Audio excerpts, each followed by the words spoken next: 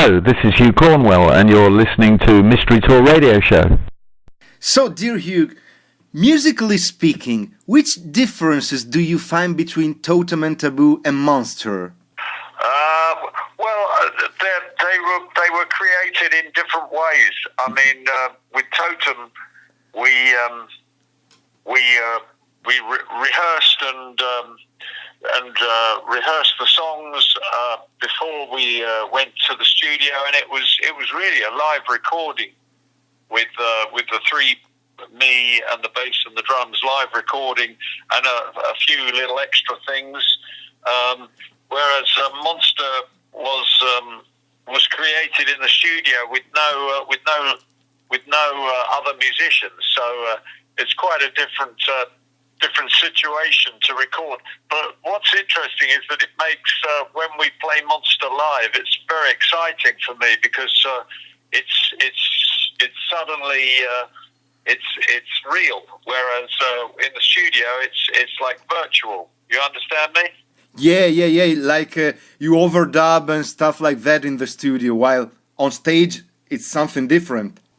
Yeah, but I don't mean just overdubs. I mean, we've created the Monster record on stage with there's nothing been left out. It's all as it was.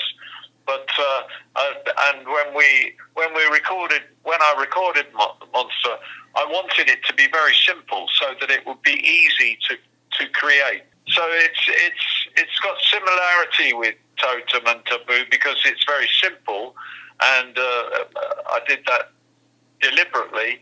But it's different in the sense that it's not live performances; it's studio performances. Maybe Hoover Dam was more elaborate in this way.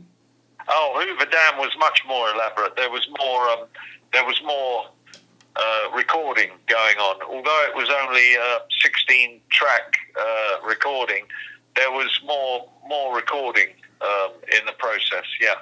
In Monster, you both face heroes and villains. Do you somehow judge them in the lyrics, or do you have like a neutral view of them? No, I don't try to be judgmental. The lyrics are supposed to have sympathy with them. But when I say sympathy, I mean just to try to understand them.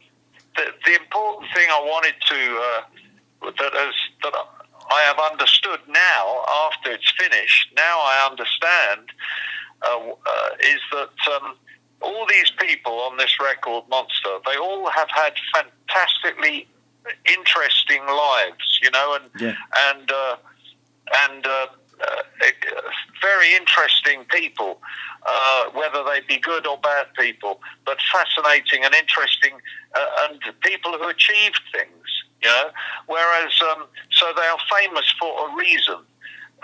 But now in today's society, we find people, they want to be famous, but for nothing.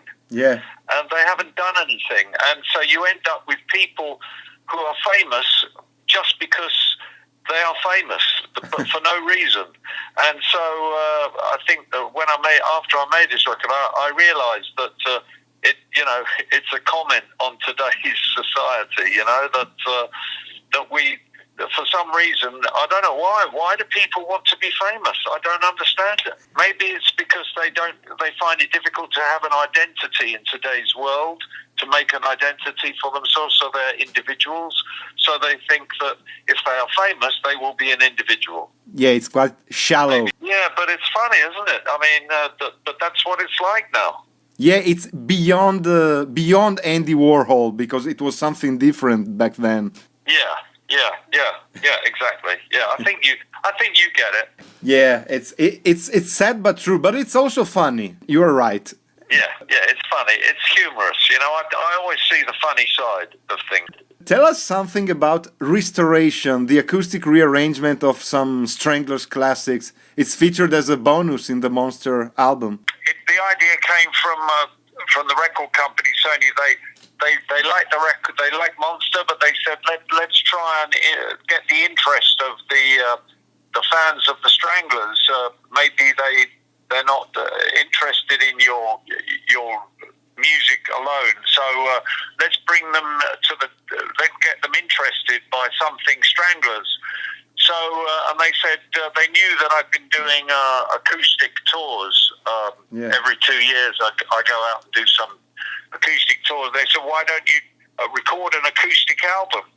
And I've never done this before. I've recorded live concerts acoustic and then released those, but I've never been in the studio to record an acoustic album. And the idea sounded quite good. So I picked some songs that I think work very well with acoustic guitar and a few extra little things.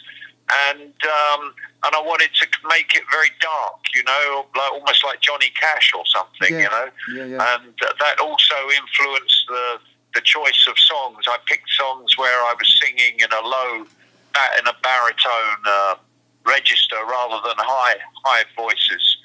And I'm very happy with it. It took almost as long to make the restoration as it did to make the Monster album. Yeah, something like the American recordings by Johnny Cash, actually. Yeah, it takes a long time to get it. The less number of things you have on the record, the more careful you have to be about how they sound. Yeah, especially acoustic. Yeah. Yeah. And how is working with a major label such as Sony in this weird digital era? It's fantastic. They are very, very good people. They are very forward. They have great ideas. They come from independent labels, so they have independent mentality, and they like what I do. So I'm in a very fortunate, I'm very lucky position at the moment to have them interested in what I'm doing. I'm very, very pleased. Yeah, and are you working on extra musical projects at the moment? Well, I'm working on a few extra projects, but not necessarily musical. I'm working on book projects and film projects, and but these things they are even slower than music. They go even slower. The film business, it goes very, very slow progress. You make progress, but very, very slow. And with books, it's the same, very slow. So. But they are, they are active projects, and when something is ready, I will be making an announcement. And is there something you miss and you don't miss from the days with the Stranglers? Well, I don't miss you have to be careful when you're in a group because you have all the politics. Yeah. And so I don't miss the politics. I can do what I like now, and it's my show. And so I love that. So I don't really miss anything. The people I play live with, bass player and drummer, and the crew, we are like a little family. And that's very good. We have very good relations with each other. No arguments. Everyone's happy. We enjoy the company of each other. It's like a little gang, and it's very good situation, and it's very positive, and the results are in the shows. Everyone is the audience there are enjoying the new shows. They say it's the best it's sounding and things like this. Could you send out one final message and greeting to the Italian fans of HUGH Cornwell? Yeah, I'm very unhappy that I can't come to play in Italy. It's one of my favourite countries. I've got a lot of Italian friends, and I enjoy being in Italy. So I'm very sad that I can't come and play there. It's you know that, and. Yeah. And I just hope that at some point soon the opportunity will be there to come and play, in the towns in Bologna and Milan and Rome and all these lovely places. I'm looking forward to it. Will happen. It's just that I don't know when. Now the profile is bigger now because of the Monster and Sony records.